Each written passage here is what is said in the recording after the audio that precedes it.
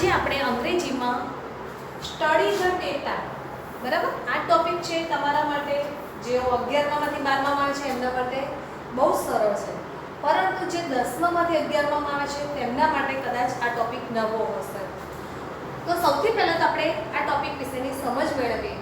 તો તમને આ ટોપિકમાં નીચે કોઈક માહિતી આપેલી હશે, જે માહિતીમાં કદાચ કોઈ એક ટાઈમ ટેબલ પણ હોઈ શકે, અથવા કોઈ પાય ચાર્ટ પણ હોઈ શકે, અથવા તો કોઈ વસ્તુ જે ભૂતકાળમાં કે ક્યાંય બદલી હોય એનો પણ ચાર્ટ હોઈ શકે, અથવા તો કોઈ નવી નવી જે શોધો થઈ હોય છે એ શોધોમાં કઈ સાલમાં થઈ, કોણે કરી, બરાબર, એ બધી જ માહિતી હોય. તો તમારે એ માહિતીને ધ્યાનમાં રાખીને નીચે કેટલાક વાક્યો બનાવવાના હોય છે. તે વાક્યને બંને ધોરણમાં એટલે કે 11 અને 12માં અલગ અલગ પૂછાતું હોય છે. 4 અને 5 માર્ક્સમાં પૂછાતું હોય છે. 11મામાં 4 માર્ક્સ હોય છે તો 12મામાં 5 માર્ક્સ છે. એનું કારણ છે બોર્ડમાં છે જે પેપર વધારે માર્ક્સનું હોય છે, જ્યારે પહેલા લોકોનું પેપર 80 માર્ક્સનું જ હોય છે વાર્ષિક પરીક્ષામાં. તો હવે આપણે અહીંયા એક વસ્તુ જોઈએ છે કે કેવી રીતે તે વાક્ય બનાવવામાં આવે છે. તો તેના વિશેની આપણે સૌથી પહેલા તો માહિતી મેળવીએ. તો આ વાક્ય બનાવાય છે તો તેના પહેલા કદાચ બની શકે છે આર્ટિકલની આપણને ખ્યાલ હોવી જોઈએ, બરાબર. જો વર્ષ 2019-20 થી અમલમાં આવેલ પરિરૂપ મુજબ કોઈ પણ એક સ્વરૂપમાં કોઈક ડેટા આપવામાં આવે છે. આ સ્વરૂપ કોઈ એક પ્રકારનો ચાર્ટ હોય, ગ્રાફ હોય, આકૃતિ હોય, ચિત્ર હોય, ફોટો કે અન્ય કોઈ પણ હોઈ શકે છે. જેમ કે નોન વર્બલ આઇટમ જેમાં શબ્દવાળું વર્ણન ન આવતું હોય, એટલે આપણે તે જોઈને સમજવાનું છે કે તેમાં શું કહેવા માંગે છે. તેમજ જે માહિતી આપવામાં આવી હોય તેને તમારે ફકરા સ્વરૂપમાં બદલી લગભગ ધોરણ 12 હોય તો 80 શબ્દોમાં અને 11 હોય તો 60 શબ્દોમાં આ માહિતીને તમારે લખવાની હોય છે. આ માહિતીને સાચી વાક્ય રચનાઓની મદદથી તાર્કિક ક્રમમાં ફકરા સ્વરૂપે તમારે રજૂ કરવાની હોય છે, બરાબર. તેમાં કંઈક તમારી ભૂલ ના થાય તે ધ્યાનમાં રાખવાનું છે. તો આપણે સૌથી પહેલા તો અહીંયા એક ચાર્ટ લઈએ છીએ, એટલે કે હું તમને એક વસ્તુ લખીને આપું છું, ડાયાગ્રામ ટેબલ છે. તો એ ટેબલ ઉપરથી તમે કેવી રીતે માહિતી મેળવશો? તો જો પહેલા અહીંયા છે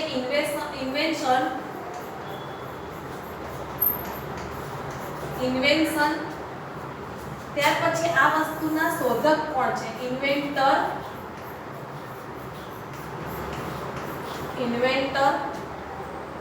ત્યાર પછી કઈ સાલમાં શોધવામાં આવી? યર.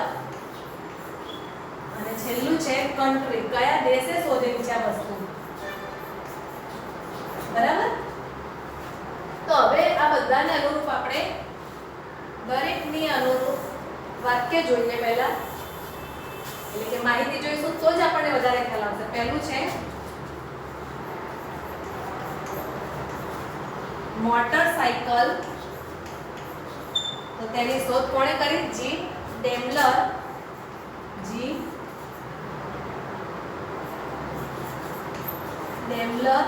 કયા વર્ષમાં? તો 1829. અને કયા દેશના? જર્મની.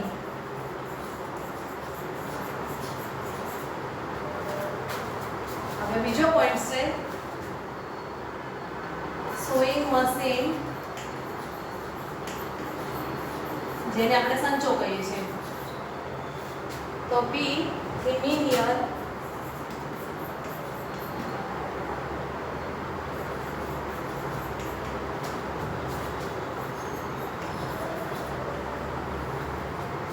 એ પણ આ સાલમાં છે 1829. ફ્રાન્સમાં આની શોધ થયેલી છે. ત્યાર પછી બાઇસિકલની શોધ કોણે કરી? તો કે મેકમિલન.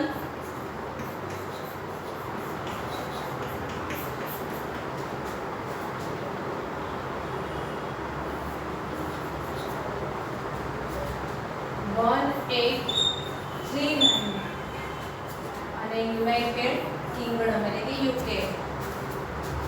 ફોર્થ છે ટેલિફોન.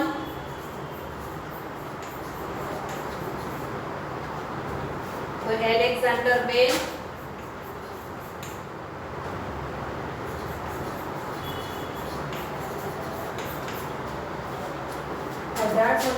72 અને એ પણ ક્યાં શોધ થઈ છે યુકેમાં જ. પાંચમી છે એરોપ્લેન.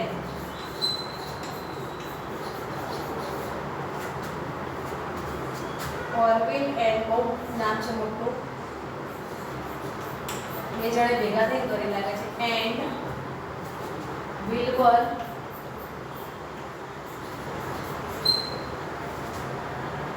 રાઈટ. 1903 માં શોધ થઈ. ક્યારે? 1903 માં. કયા દેશે કરી? તો USA. હવે સૌથી પહેલા તો આપણે સમજીએ કે આ બધી શોધ છે કયા દેશમાં થઈ, કોણે કરી, બરાબર? તો દરેકના વિશે આપણે એક એક વાક્ય લખીશું. એક કે બે વધારે પણ વાક્ય બની શકે છે. પહેલા તો આ શોધ કોણે કરી, કઈ સાલમાં કરી, કયા દેશે કરી, બરાબર? તો પહેલા ટેબલ જોઈ લો, ત્યાર પછી આપણે વાક્ય બનાવી, જેથી તમે સમજી શકો છો કે આ વાક્ય કઈ રીતે બનાવવામાં આવે છે. તો મોટરસાઇકલ છે એ કઈ સાલમાં થઈ છે? 1829 માં. અને કોણે શોધી છે? જર્મનીએ. સ્વિંગ મશીન છે એ 1800 એ પણ 29 માં. આપણે લખી શકીએ છીએ both inventions are invented by 1829. બંને શોધો છે 1829 માં થઈ છે, પણ બંને અલગ અલગ દેશમાં થઈ છે, બરાબર? તો હવે આપણે એના વાક્યો જોઈએ છે.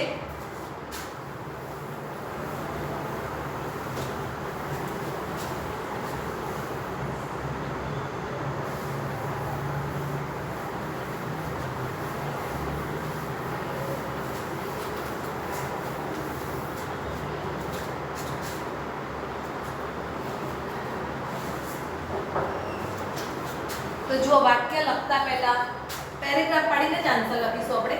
આન્સર કરીને this data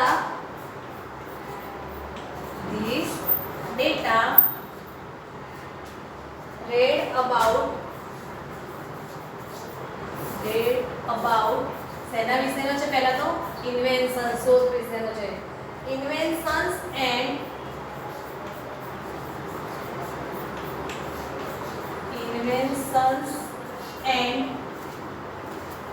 their inventors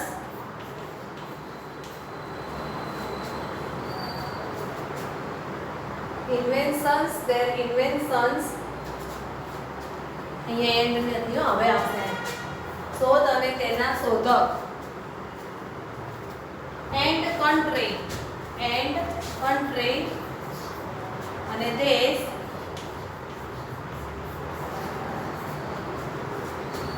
in which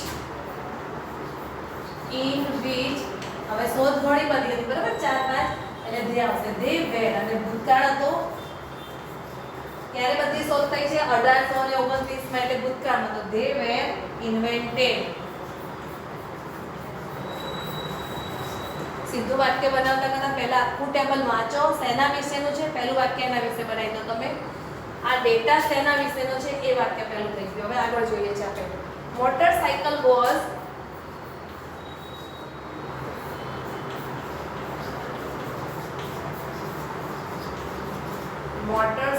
was invented in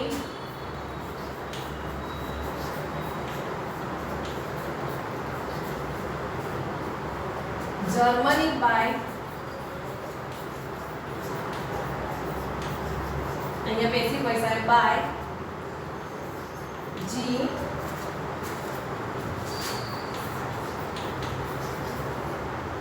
Daimler in 1829. જે અંદર આપણે ટેબલમાં આપી છે એ જ માહિતી લખવાની છે. The inventor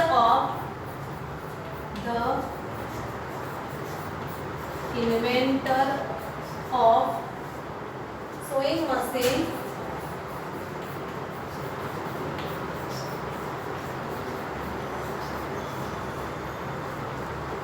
in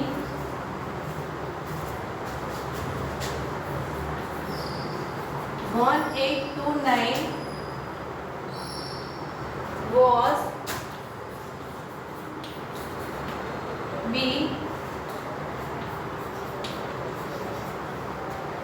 Emmanuel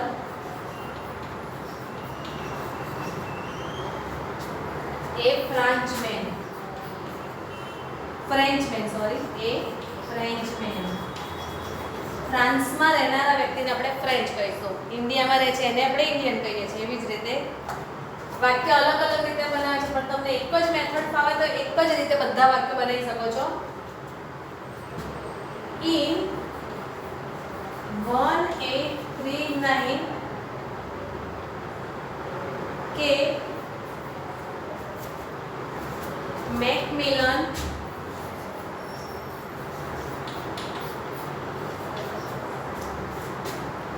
invented bicycle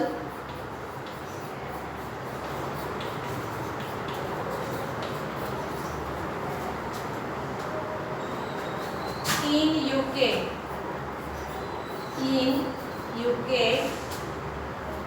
Another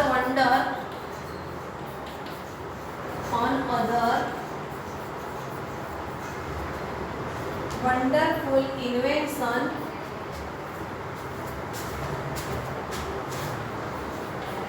કઈ રહી હવે telephone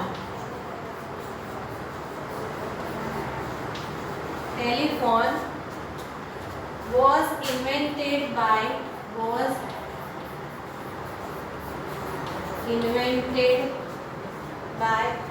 Alexander Bell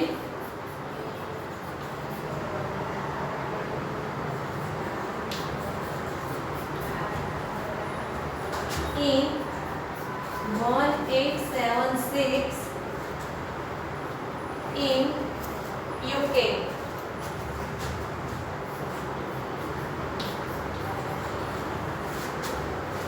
Two American brothers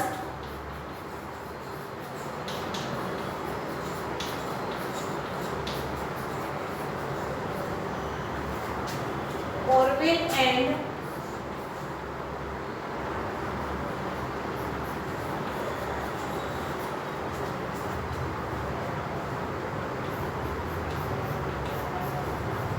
Wilbur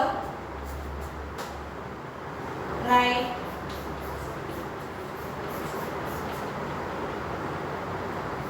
invented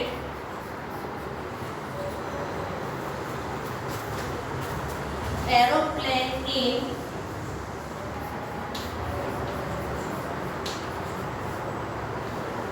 1903.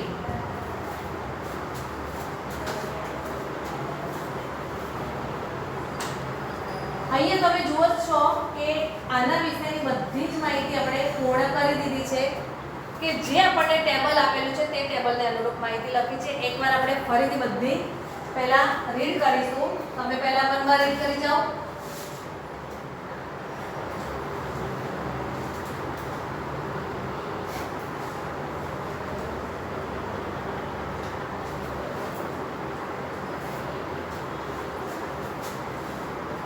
જો ફરીથી આપણે વાંચીએ છીએ.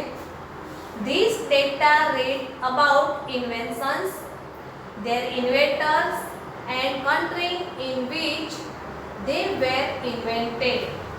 આ માહિતી પહેલા તો આપણને શું કહે છે, કઈ કઈ શોધો થઈ છે, કોણે શોધ કરી છે વસ્તુઓની, એન્ડ કન્ટ્રી અને તેમના દેશ વિશેની. In which they were invented કે જે દેશમાં તેની શોધ થયેલી છે. Motorcycle was invented in Germany. Motorcycle છે તેની શોધ ક્યાં થઈ છે, જર્મનીમાં. બાય જી ડેઇમલર ઇન 1829 એટલે કે 1829.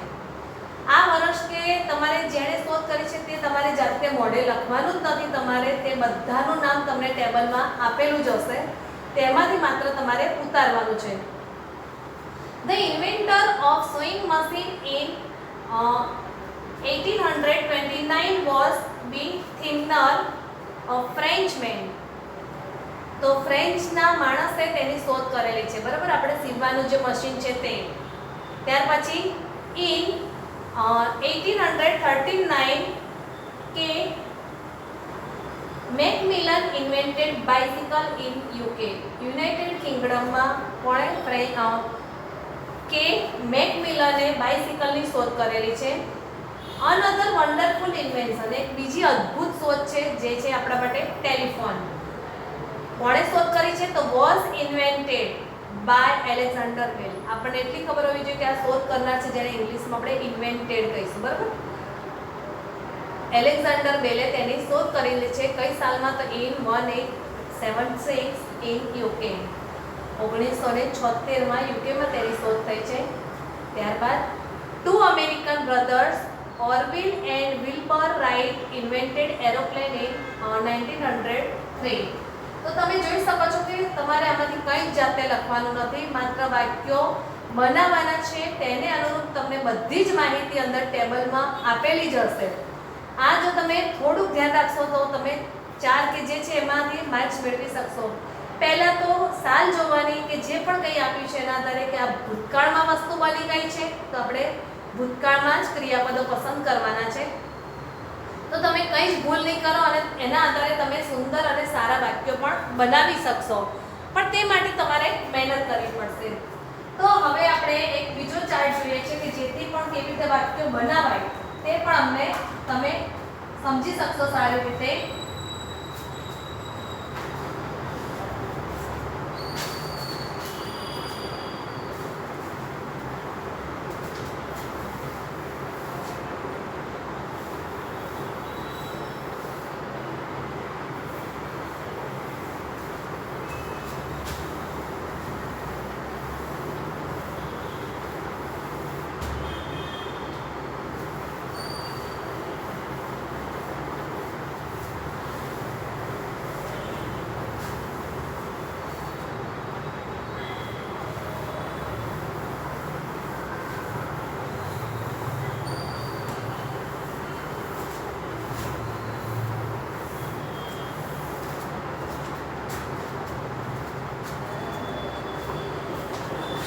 તો સૌથી પહેલા તો તમને ટેબલ આપવામાં આવે છે કે વાક્યો કઈ રીતે બને છે તે જુઓ તમે.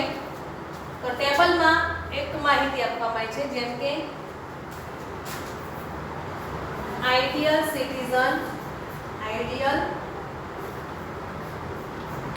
સિટીઝનશીપ. હવે એમાં સૌથી પહેલા તો એક મિડલ વર્ડ શબ્દ આપણે લખીએ importance of study. Importance of study of civics. બરાબર. સૌથી પહેલા મિડલમાં આપણા માટે આ શબ્દ છે. હવે એની અંદરથી પાછા કયા કયા પાર્ટ પડે છે એ જોઈએ. તો પહેલો તો આ છે, ત્યાર પછી બીજો છે social obligations,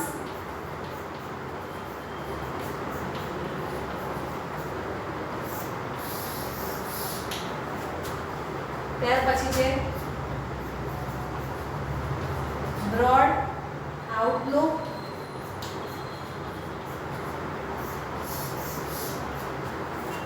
એ જ રીતે આપણે આ બાજુ જોઈએ તો પહેલું છે civic virtues,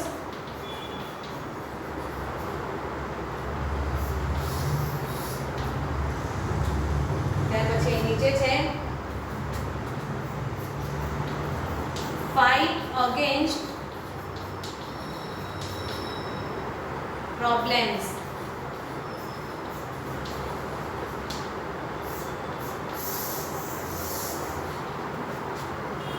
અને અહીંયા નીચે છે ordering loyalties.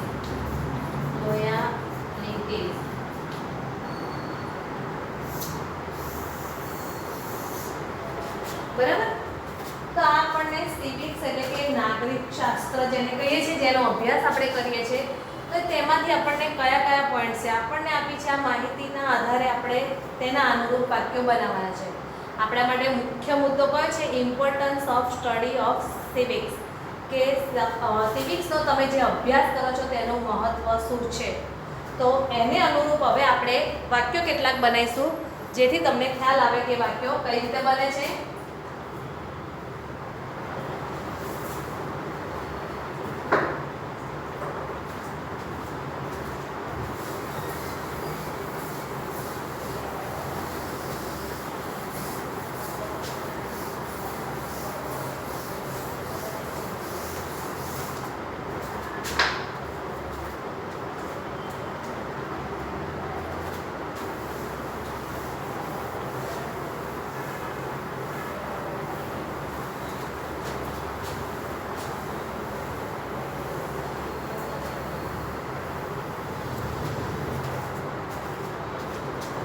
તો હવે જોઈએ છે આપણે વાક્ય આન્સર કરીને આપણે લખવાનું છે એનું આન્સર કરીને ફકરો પાડીને લખવાનું study of civics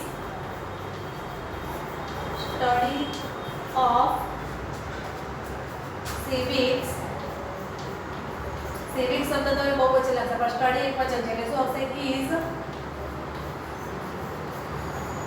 necessary for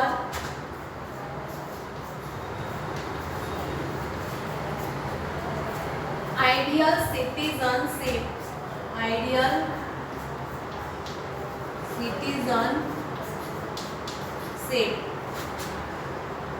ત્યાર પછી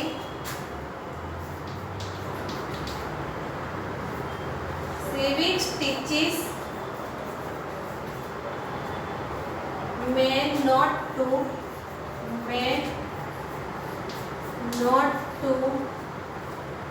forget the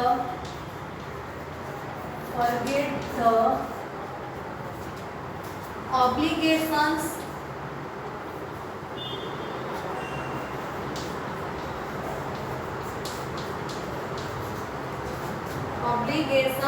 of society.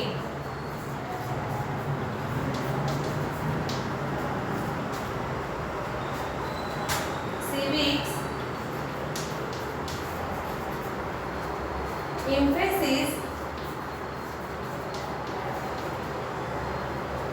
that man does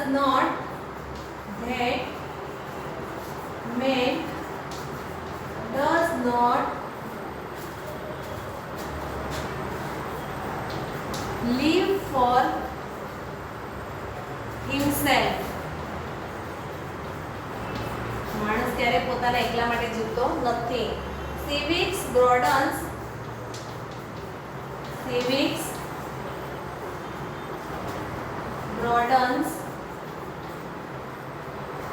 men's outlook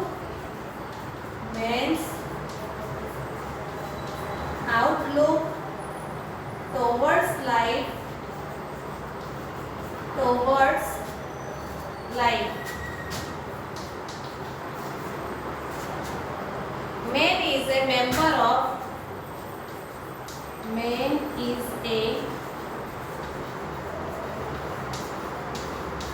member of various institutions.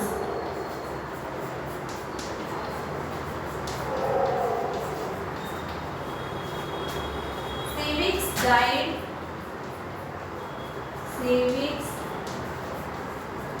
guides men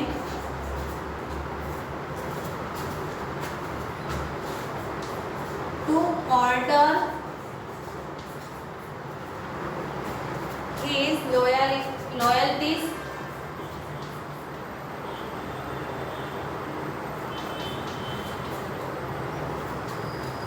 in life. Study of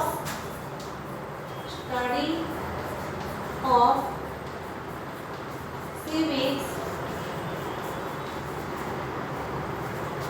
teaches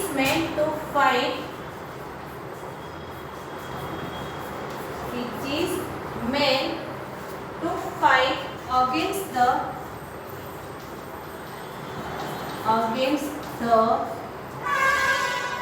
evils. Study of civics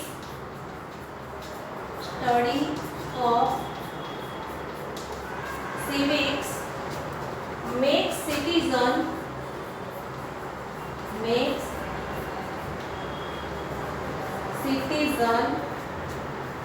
aware of the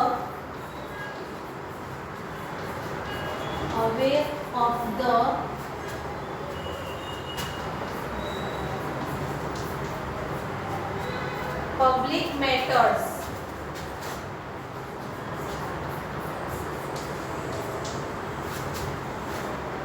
It teaches men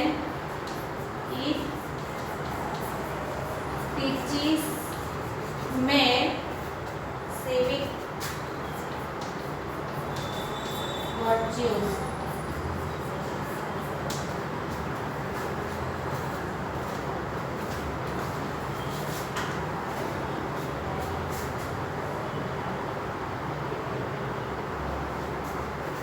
તો તમે જોઈ શકો છો કે તમારા table ઉપરથી તમને કેવી માહિતી આપવામાં આવી છે અથવા તો કેવા કેવા તમે વાક્યો બનાવી શકો છો. તો જુઓ, પહેલા તો study of civics is necessary four ideal citizenship. તો જે પોઈન્ટ્સ આપ્યા છે એના ઉપરથી જ વાક્ય બનાવવાનું છે કે સિવિક્સમાંથી આપણને કઈ કઈ વસ્તુઓ શીખવા મળે છે. ત્યાર પછી civics teaches man not to fight the obligations of society.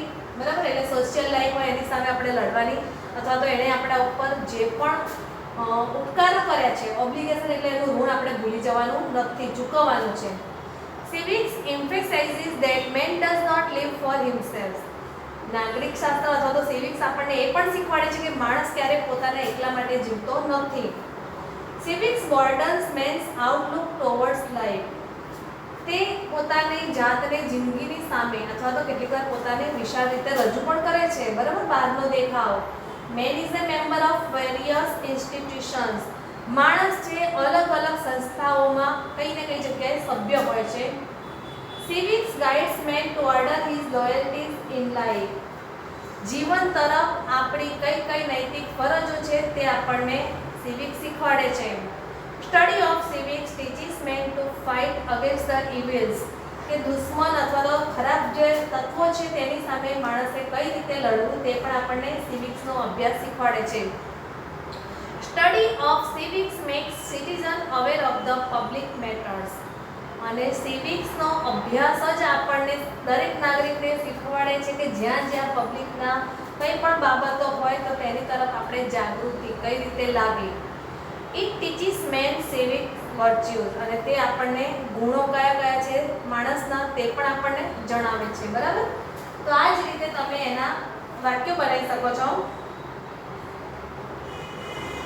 એકવાર ફરીથી તમે આખો જવાબ રીડ કરી જાઓ કે જેથી તમને ખ્યાલ આવે.